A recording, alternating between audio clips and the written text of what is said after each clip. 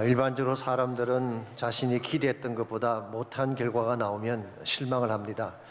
예컨대 운동선수의 경우 굉장한 선수라고 해서 많은 돈을 주고 영입을 했는데 막상 뚜껑을 열어보니 별 볼 일 없는 평범한 선수일 때 관중들은 실망을 합니다. 만병통치약이라고 비싼 돈을 주고 구입을 했는데 실제로 먹어보니 아무 효과가 없는 밀가루 반죽에 불과할 때 우리는 실망을 하죠. 화려하게 포장한 선물을 받고 기뻐했는데 막상 열어보니 기대했던 선물이 아닐 때 실망을 합니다. 언젠가 제가 아틀란타 조지아에 있는 우리 서던 배프티스트 우리 본부를 방문을 했다가 그 당시 총재로 계시던 프랭크 페이지 박사님을 만난 적이 있습니다. 이분이 그때 이런 이야기를 해주셨어요. 먹였던 나이가 많이 드신 할머니 한 분이 성탄이 가까워오자 손자들에게 선물을 하고 싶었습니다. 예전 같으면 직접 쇼핑을 해서 선물을 사고 포장도 해서 주었을 텐데 나이도 많고 거동이 불편해서 그냥 100불짜리 체크 한 장을 꺼내서 카드에 넣어주기로 했습니다. 그래서 카드에 이렇게 적었습니다. 메리 크리스마스, I love you so much. 그리고 그 밑에 선물은 너희들이 알아서 사거라. Buy your own present yourself. 이렇게 적었어요. 이렇게 카드를 써서 손자들에게 메일을 한 후에 한 달 정도 시간이 지난 어느 날 우연히 자기 책상을 정리하다가 깜짝 놀랄 일을 발견하게 됩니다. 카드에 넣어서 보낸 줄 알았던 체크가 책상 안에 그대로 있는 것입니다. 깜빡하고 체크 넣는 것을 잊어버렸어요. 카드를 받았던 손자들이 뭐라고 생각했겠어요? 선물 살 돈은 넣지 않고 I love you so much. 선물은 너희들이 알아서 사려무나. 아마 굉장히 실망을 했을 것입니다. 사실 여러분과 저와 같은 일을 할 때가 많이 있지 않습니까? 사랑이라는 포장은 했지만 실상은 알맹이가 없는 껍데기 사랑을 실천할 때가 많습니다. 믿음에 대해 말은 많이 하는데 막상 상황이 닥치면 믿지 않는 사람과 똑같이 행동함으로써 실망을 안겨주는 경우가 있죠.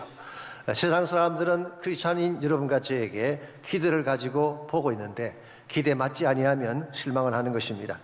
우리는 크리스찬이라는 이름을 가지고 세상 속에 살아가고 있습니다. 그러므로 우리가 원하든 원하지 않든 우리의 모든 것은 세상 사람들의 주목을 받을 수밖에 없습니다. 보지 않는 것 같고 관심이 없는 것처럼 보이지만 그들은 항상 우리를 와치하고 결국은 우리를 평가를 하는 것입니다.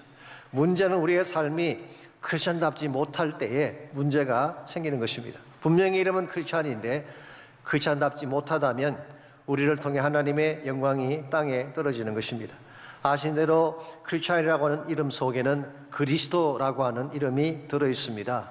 그러므로 우리가 어떻게 사느냐에 따라서 그리스도의 이름이 높아지기도 하고 낮아지기도 하는 것입니다. 사도행전 11장 26절 말씀에 의하면 이 이름이 처음 등장한 것이 안디옥에서였다라고 밝히고 있습니다. 바나바가 사울을 찾으러 다소에 가서 만남에 안디옥에 데리고 와서 둘이 교회에 1년간 모여 있어 큰 무리를 가르쳤고 제자들이 안디옥에서 비로소 그리스도인이라 일컬음을 받게 되었더라. 자, 그전까지는 예수 믿는 자들을 그냥 제자라고 불렀습니다. 제자라고 하는 것은 배우는 자, learner, 혹은 따르는 자, follower, 그렇게 번역할 수가 있죠. 사실 제자라는 개념은 기독교에만 있는 것은 아닙니다. 유대교에도 제자가 있었죠. 랍비가 있고 랍비를 따르는 배우는 자들을 제자라고 불렀습니다. 헬라 철학에도 제자가 있었죠. 제자가 스승이 있고 제자가 있었습니다. 심지어 중국이나 동양에도 스승과 제자라는 컨셉이 있었습니다. 그러므로 성경에서 제자라고 하는 이 용어 자체는 배우는 자, 따르는 자, 그런 컨셉인데 안디옥에 왔을 때에 이 바울과 바나바가 1년 동안 이 제자들을 양육하고 가르친 결과 그들의 이름이 크리스찬이라고 바뀌어지게 된 것입니다. 크리스찬이라는 말의 뜻은 그리스도에게 붙은 자, 작은 그리스도, 그런 의미를 가지고 있습니다. 쉽게 표현하면은 크리스찬이라는 단어 속에는 그리스도가 있는 것입니다. 크리스찬을 보게 되면 그리스도가 보이는 삶, 그리스도의 인격이 나타나고 그리스도의 삶이 나타나는 삶이 크리스찬의 삶인데 문제는 오늘 여러분과 제가 크리스찬답게 사느냐라고 하는 것입니다. 우리의 삶이 누추하게 전락되면 결국 우리 안에 있는 그리스도의 이름이 손상을 입게 되는 것입니다. 우리 삶이 건강하지 못하면은 우리를 택하셔서 백성 삼으신 하나님의 영광이 땅에 떨어지게 되는 것입니다. 물론 우리가 세상의 기준을 따라 살 필요는 없습니다. 우리 삶의 기준은 성경이고 하나님이죠. 그럴지라도 우리 삶의 기대치가 세상보다도 못하다면, 세상이 기대하는 것보다도 못한 삶을 여러분과 제가 살아가고 있다면 과연 우리를 통해 하나님의 영광이 드러날 수가 있겠습니까? 이런 의미에서 우리가 정말 바르게 살고 하나님이 기뻐하는 삶을 살려면은 우리의 이름에 합당한, 우리의 명성에 합당한 삶을 살아가야 됩니다. 어떻게 하면 여러분과 저의 삶이 세상의 기대치를 넘어서서 하나님의 이름을 자랑하는 그런 차원으로 살아갈 수 있을까요? 오늘 같이 봉독한 본문에 보시게 되면 스바의 여왕이 솔로몬을 방문한 사건이 기록이 되어 있습니다. 이것은 굉장히 유명한 스토리죠. 교회를 다니지 않는 분들도 다 알고 있는 유명한 스토리입니다. 아마 연세가 드신 분들은 기억하실 것입니다. 율보린느가 주연했던 솔로몬과 시바 여왕이라는 영화가 오래전에 있었습니다. 여기 서바 혹은 시바라고 하는 이 단어는 사실은 사베안 제국을 의미하는 것입니다. 이 사베안 제국은 아라비아 반도 남단에 있는 큰 나라였습니다. 주전 10세기 당시, 즉 솔로몬이 있던 그 당시에는 가장 큰 나라 중에 하나였죠. 대상 무역을 통해서 금, 향유, 유향, 사탕, 수수, 계피 등을 교역하면서 부유한 국가가 되었고, 심지어 아프리카 북부에 있는 이디오피아까지 지배할 정도로 막강한 나라였습니다. 그래서 유대 역사가인 조세푸스는 스바 여왕을 이디오피아 여왕이라고 묘사를 하기도 했습니다. 이와 같이 큰 제국의 왕이 당시로서는 비교적 작은 나라에 불과했던 이스라엘을 방문을 한 것입니다.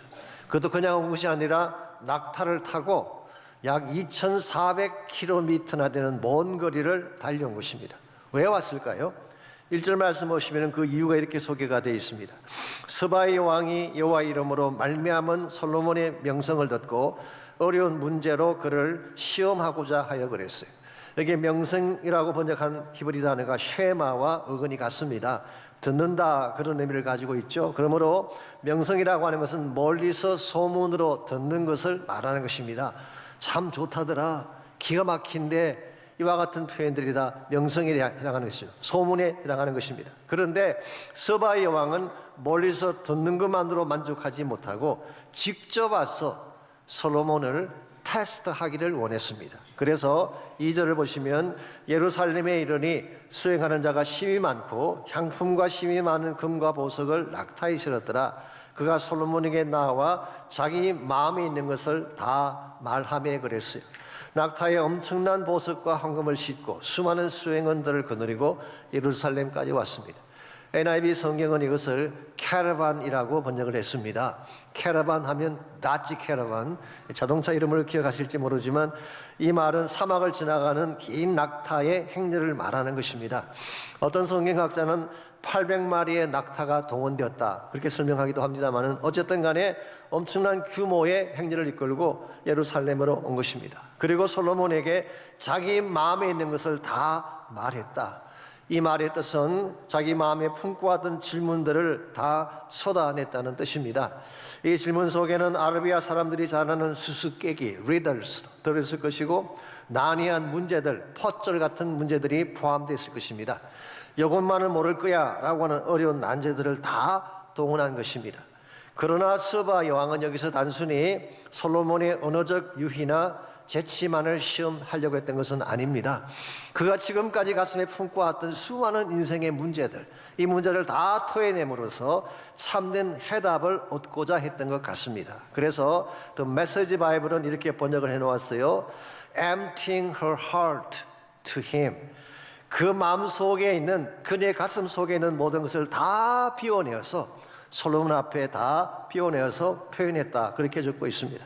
이와 같이 전심을 다 쏟아서 솔로몬의 지혜를 테스트를 했는데, 만일 여기서 솔로몬이 버벅거린다든가 제대로 답변을 못했다면 아마 그의 명성은 뻥이 되고 말았을 것입니다.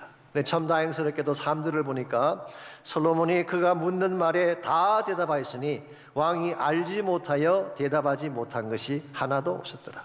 다행스럽게도 솔로몬이 막힘없이 다 대답을 한 것입니다. 이유는 알지 못하는 것이 하나도 없었기 때문에. 그때 4절과 5절을 보시면은 스바의 왕이 솔로몬의 모든 지혜와 또 솔로몬이 이룩했던 왕궁의 모든 것들을 바라본 후에 큰 감동을 받았다. 그렇게 기록합니다. 여기 크게 감동되었다는 말은 충격을 받을 정도로 압도당한 것을 의미하는 것입니다. 옛날 성경인 개역 한글에서는 정신이 현황하여 그렇게 번역했어요. 요즘 말로 표현하면 뿅 갔다 그런 의미입니다.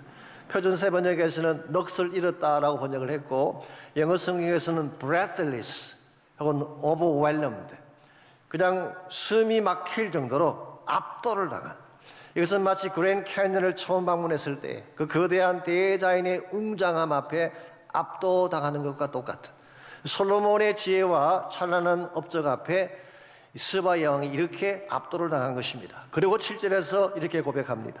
내가 그 말들을 믿지 아니하였더니 이제 와서 친히 본즉 내게 말한 것은 절반도 못 되니 당신의 지혜와 복이 내가 들은 소문보다 더하도다. Far exceeded what I heard. 내가 지금까지 들었던 소문보다도 직접 와서 보니까 그보다 훨씬 더 초월했다, 앞섰다 그렇게 고백을 한 것입니다. 그리고 9절에서 하나님을 찬송하기 시작했습니다. 당신의 하나님 여호와를 찬송할지로다. 여러분 얼마나 귀한 일입니까? 이방인의 입술을 통해서 그 먼 거리를 달려온 이방 여왕의 입술을 통해서 하나님을 송축하고 찬양하는 그런 고백이 나온 것입니다. 이 모든 것이 무엇을 통해 이루어진 것일까요? 솔로몬의 명성이 확인되자 결과적으로 하나님의 이름이 찬송을 받게 된 거예요. 여러분 그저의 삶이 바르게 되면 우리의 삶이 세상 사람들이 보기에도 아름답고 존귀해 보이면은 누가 영광을 받을까요? 하나님이 영광을 받으시는 거예요. 우리가 시시하게 살면 하나님이 시시한 존재가 되고 마는 것입니다. 우리가 겨우겨우 살게 되면 하나님이 구차한 하나님으로 전락하게 되는 것입니다. 그런데 만일 우리의 삶이 세상의 기대치를 초월해서 far exceed 그것을 훨씬 초월해서 살게 되면 하나님의 명성이 높아지게 되고 그분의 이름이 땅끝까지 펼쳐지게 되는 것입니다. 이런 면에서 오늘 우리의 삶은 과연 하나님의 영광에 합당한가? 그리스도인이라고 하는 명성에 합당한가 점검할 필요가 있습니다. 어떻게 하면 여러분과 저의 삶이 세상의 기대치를 넘어서서 하나님의 영광을 높이며 살아갈 수 있을지 오늘 본문에 소개된 스바 여왕의 케이스를 통해서 세상의 기대치를 넘어서 하나님의 영광에 합당하게 사는 몇 가지 비결을 함께 정리해 보려고 합니다. 첫 번째로 세상의 기대를 넘어서려면 믿음의 본질을 가져야 됩니다. 믿음의 본질은 하나님입니다. 우리 안에 실제로 하나님이 살아 계실 때 우리가 세상을 능가할 수 있다 그런 뜻입니다. 왜냐하면 하나님에게는 모든 지혜와 모든 능력이 있죠. 그리고 하나님의 모든 것은 모든 만물 위에 뛰어난 것입니다. 욥기 12장 13절은 하나님을 이렇게 기록하고 있습니다. 지혜와 권능이 하나님께 있고 모략과 명철도 그에게 속하였나니 To God belong wisdom and power. 모든 지혜와 모든 권세가 하나님에게 속해 있다. Counsel and understanding are His. 모든 모략과 이해도가 혹은 깨달음이 하나님의 소유다. 그렇게 설명을 했습니다. 하나님이 솔로몬과 함께 했기에 이와 같이 모든 지혜와 모든 능력을 소유한 그 하나님이 솔로몬과 함께 했기에 솔로몬의 명성이 뛰어나게 된 것입니다. 그래서 1절을 다시 한번 보겠습니다. 여호와의 이름으로 말미암은 솔로몬의 명성이라고 했어요. 여기 보시면은 솔로몬이 명성 갖게 된 근본 이유를 잘 소개하고 있죠. RSV 영어 성경은 그렇게 번역해 놓았어요. Due to the name of the Lord. 여호와의 이름 탓에. 그러므로 솔로몬이 탁월한 존재가 된 이유, 솔로몬이 지혜가 뛰어난 왕이 된 근본 이유가 누구 때문이라는 것입니까? 여호와의 이름 때문이다. 여호와께서 함께 하셨기 때문이다. 그렇게 설명하고 있습니다. 실제로 열왕기상 3장 12절 13절을 보면은 하나님이 1,000번째를 들은 후에 솔로몬에게 나타나셔서 주신 아름다운 약속이 있죠. 내가 너에게 지혜롭고 총명한 마음을 주노니 내가 또 구하지 아니한 부귀와 영광도 너에게 주노니. 한마디로 요약하면 솔로몬에게 속한 모든 지혜가, 솔로몬이 누렸던 모든 영광과 부요함이 누구로부터 온 것이라는 것입니까? 하나님으로부터 왔다는 거예요. 그래서 여호와의 이름, 하나님의 이름이 함께하면 솔로몬은 위대한 명성을 가진 자가 되지만 하나님의 이름이 떠나가게 되면 솔로몬은 껍데기가 되는 것입니다. 여러분과 저의 삶도 마찬가지입니다. 하나님 빼고 나면 크리스찬 삶은 남는 것이 아무것도 없습니다. 우리의 힘과 능력으로 어떻게 세상을 이길 수가 있겠어요? 근데 하나님 우리와 함께 하시면 세상도 정복할 수 있게 되고 세상을 뛰어넘는 위대한 삶을 살 수 있게 되는 것입니다. 이런 면에서 우리 삶의 중심에 누가 계시느냐가 중요한 것입니다. 하나님이 살아계시고 그분이 내 삶의 주권자가 되게만 한다면 여러분의 인생 자체는 세상을 능가할 수 있는 위대한 인생이 될 수가 있는 거예요. 오늘 우리의 삶 자체가 세상의 기대치를 넘어서게 되면 함부로 하나님에 대해서 말할 수 없게 되는 거예요. 우리가 정말 제대로 된 삶을 살아내기만 한다면 하나님이 하나님 되시는 거예요. 그러므로 여러분과 제 마음 가운데 정말 중요한 것은 하나님으로 가득 찬 삶을 사는 것입니다.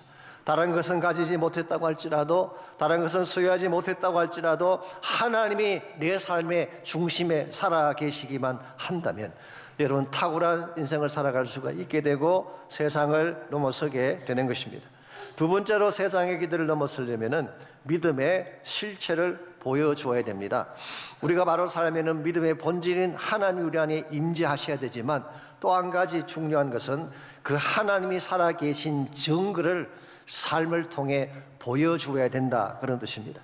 6절 말씀 보시면은 수바의 왕이 솔로몬에 대해서 두 가지를 언급하죠. 당신의 행위와 당신의 지혜에 대해 들은 소문이 사실이로다. 단순히 당신의 지혜, your wisdom, 이것만 들은 것이 아니라 all you have done, 당신이 행한 모든 것을 내가 다 들어보니까 이건 내가 기대한 것보다 훨씬 뛰어났다, 그런 뜻입니다. 여러분, 지혜라고 하는 것은 아는 것과 상관이 있죠. 인생의 길을 알고 삶의 길을 알고 바른 길을 아는 것이 지혜라고 할 수가 있습니다. 그러므로 우리가 무엇을 안다고 하는 것은 지혜와 관련이 있는 것입니다. 그런데 무엇을 안다고 하는 것과 그것을 통해서 무엇인가를 성취하는 것은 다른 것입니다. 일반적으로 대학에서 가르치는 교수님들이 아는 것이 많죠. 그런데 이분들이 지식적으로 많이 하신다고 해서 꼭 사회에 큰 공헌을 하는 것은 아닙니다. 비근한 예로 가끔 그 집권자들이 교수를 장관으로 임명하는 경우가 있잖아요. 뭐 경제의 책임자로 세우는 경우도 있습니다. 그때 항상 잘 되던가요? 이 강의실에서 강의할 때는 퍼펙트하게 강의를 하는데 이론상으로는 완벽한 것처럼 보이는데 실제로 현장에서는 열매를 맺지 못하는 경우가 흔히 있죠. 즉 이론만으로 안 되기 때문에 그런 것입니다. 오늘 본문의 솔로몬의 경우는 다릅니다. 그에게는 모든 것을 아는 지혜가 있을 뿐만 아니라 실제적으로 많은 업적과 열매들을 남겨놓았어요.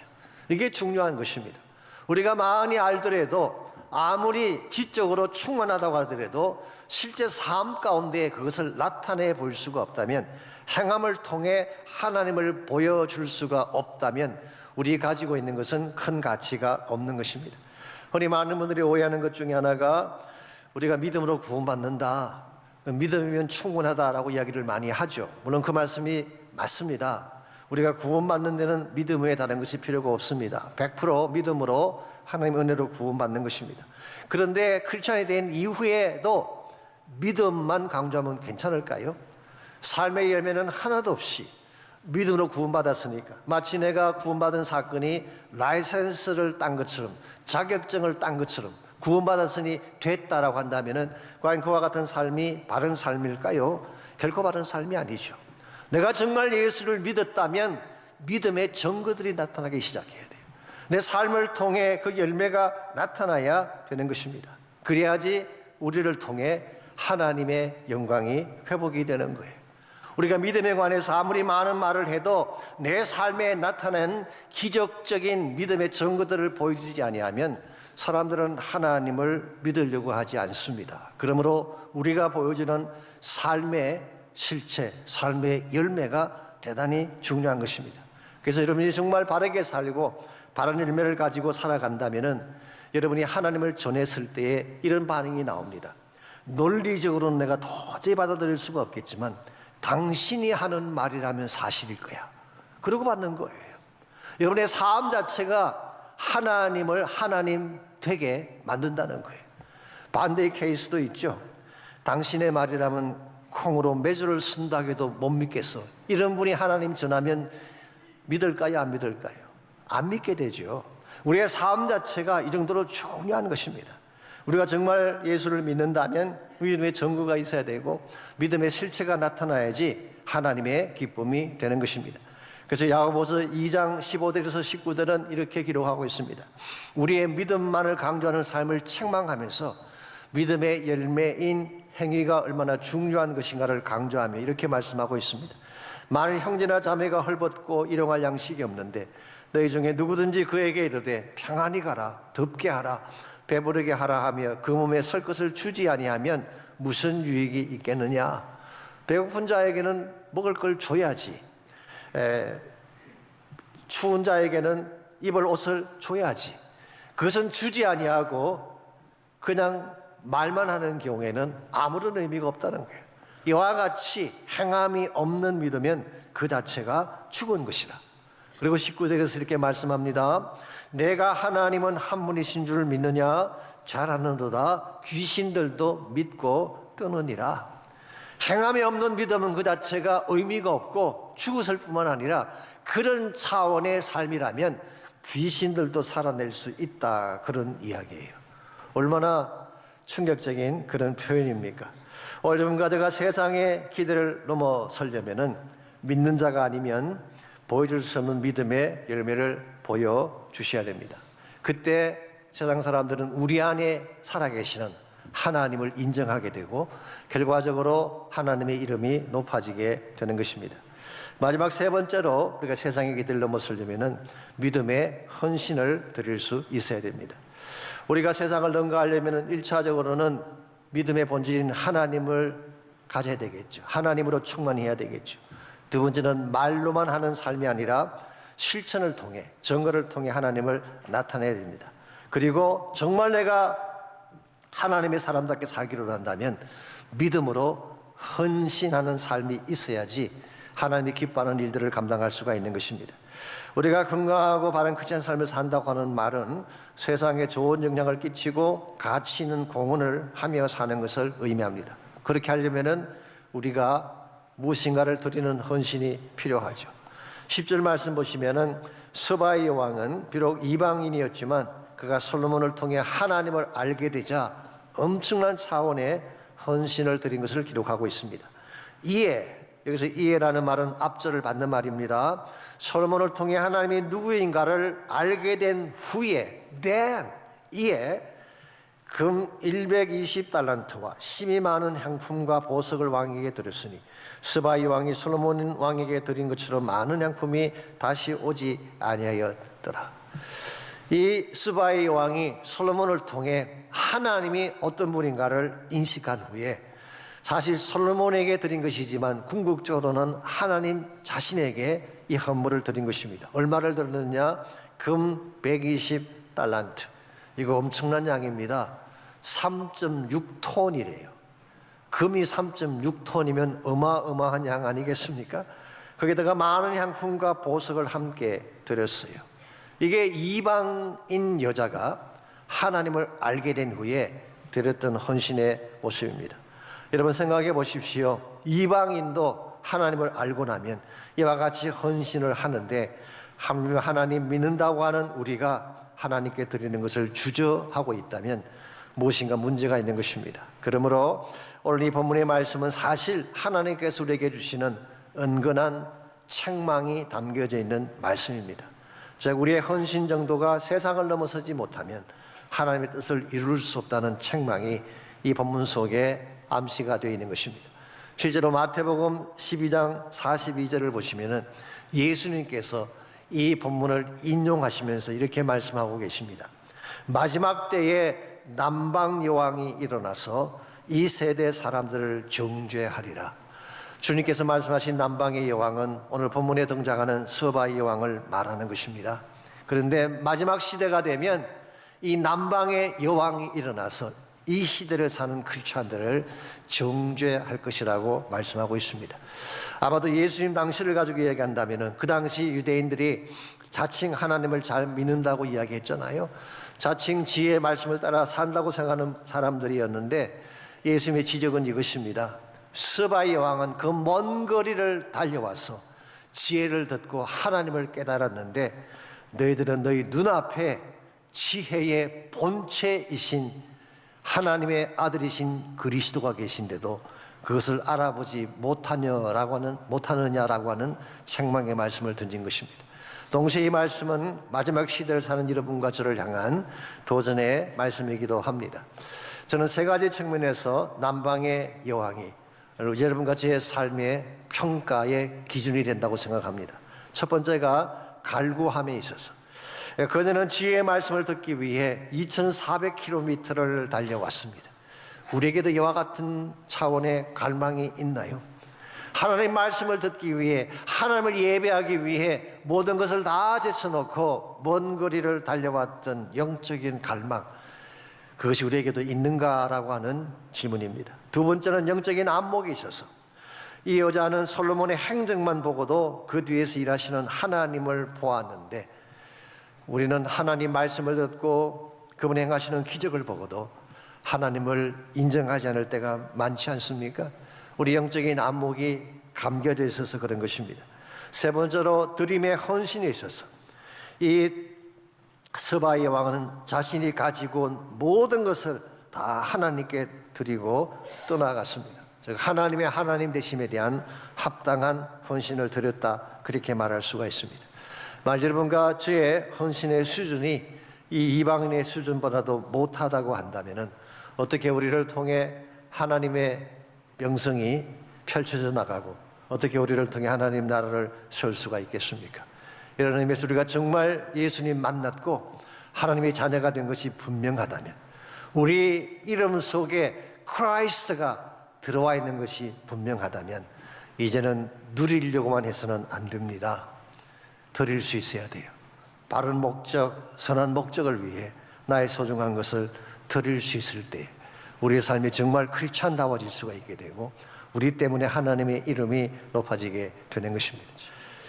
우리가 일찍 이 땅에 위대한 족적을 남기고 살아갔던 그 사람들의 행적을 보게 되면요, 대부분의 경우는 믿음으로 헌신을 실천했던 사람들입니다. 비근한 예로 선교사들을 생각해 보십시오. 그분들이 선교문을 열기 위해 얼마나 많은 희생을 지불했습니까? 인도의 선교문을 열기 위해 윌리엄 캐리가 얼마나 많은 대가를 지불했어요. 버마 땅에 복음을 심기 위해 아들람 저더슨이 얼마나 많은 대가를 지불했어요. 중국 땅에 복음을 심기 위해 허슨 테일러 같은 선교사가 얼마나 많은 대가를 지불했나요? 중미에 있는 아우카 족속, 한 번도 복음받지 못했던 그 미개한 식인종 족속에게 복음을 전파하기 위해 짐 엘리엇이라는 사람은 자기의 목숨을 들이지 않았습니까? 인도의 캘커타에서 평생을 보냈던 마더 테레사, 그분은 자신의 모든 것을 내려놓고 그곳에 있는 가난한 자들, 힘든 자들을 위해 자신의 삶을 바쳤습니다. 테레사가 한 번은 그 아들을 위해 빵을 얻으려고 빵집을 찾아간 적이 있습니다. 지금 아이들이 제대로 먹지 못해 너무나 굶주려서 힘들어하고 있습니다. 빵을 조금만 주시지 않겠습니까? 그때 주인이 빵을 주기는커녕 오히려 욕을 하며 모욕을 해서 쫓아냈습니다. 아마도 왜소하고 보잘것없는 늙은 노인이었기 때문에 그렇게 했을 가능성이 많죠. 그때 테레사는 다시 한번 사정을 합니다. 혹시라도 남은 빵이 있으면 조금만 주시면 안 될까요? 이것을 곁에서 보고 있던 테레사를 동행했던 봉사자가 참다 못해 울컥이며 다음과 같은 말을 했습니다. 수녀님은 자존심도 없습니까? 어떻게 이런 수모를 당해가며 빵을 구하고 계시는 것입니까? 그때 테레사가 했던 유명한 말이 남아 있습니다. 나는 빵을 구하러 왔지 자존심을 구하러 온 것이 아닙니다. 굶주림에 울고 있는 아이들을 위해서라면 그 무엇도 나에게는 희생이 아닙니다. 얼마나 위대하고 숭고한 삶의 자세입니까? 이와 같은 자세로 삶을 살게 되면 세상에 함부로 뭐라고 할 수가 없어요. 함부로 우리에 대해서 이렇다 저렇다 말할 수가 없는 것입니다. 이미 그들의 기대를 넘어섰기 때문에.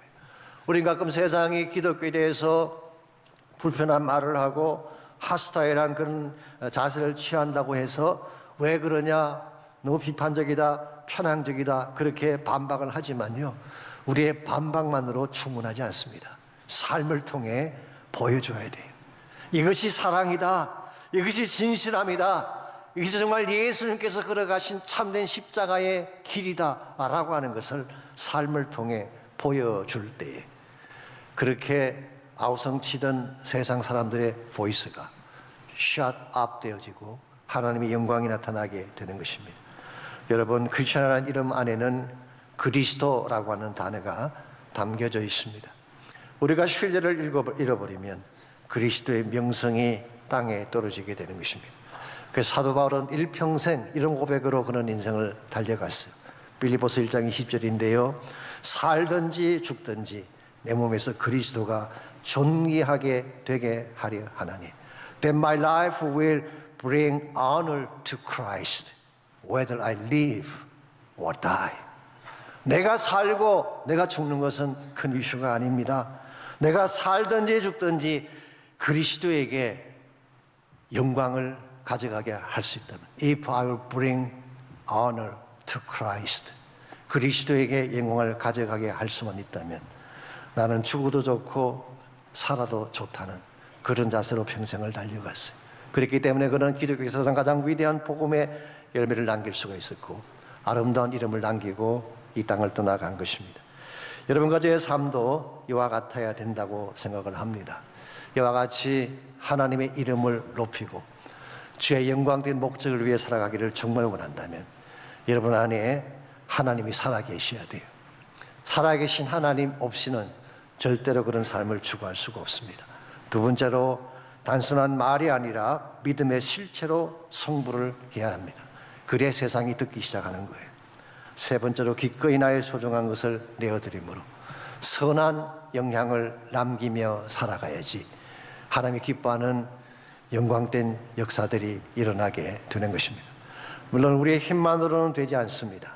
우리의 노력만으로는 되지 않습니다. 그러나 만일 우리 안에 성령께서 임재하시고 주님의 선한 능력이 우리를 감사하시게 된다면 우리는 세상이 보란 듯이 바르게, 곧게, 영광스럽게 살아갈 수가 있습니다.